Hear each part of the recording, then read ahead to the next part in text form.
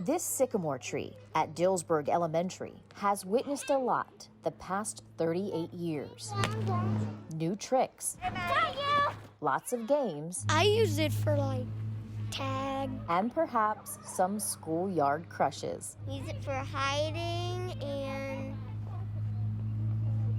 from the boys. They're always chasing us for some reason. This tree happens to have a story of its own. It went to the moon in a rocket ship.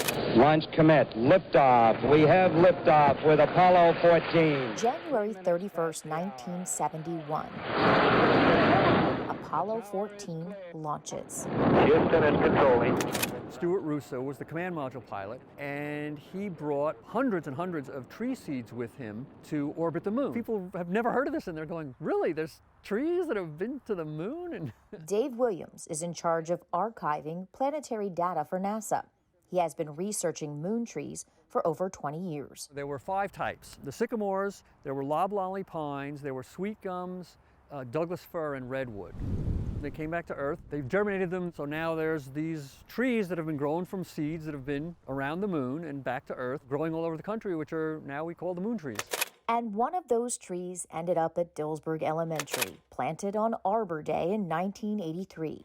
Oh, yes, I was right there. Jack Wineski, now 90 years old, worked for the Pennsylvania Bureau of Forestry. I was in a position that I could pull one off and treat it a little more carefully and then put it right where it is right now. He says he worked with Principal Larry Roan to make it happen. There's Jack, and that's the moon tree. And right next to her leg, it looks like a wire in there.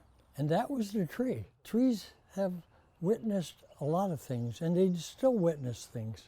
This one gets to see a lot of kids grow up. Yes. Like Jennifer Gruber. She was a 5th grader at Dillsburg Elementary when the moon tree was planted. As an 11-year-old, I thought, oh my goodness, our tree went to the moon, and it was so exciting.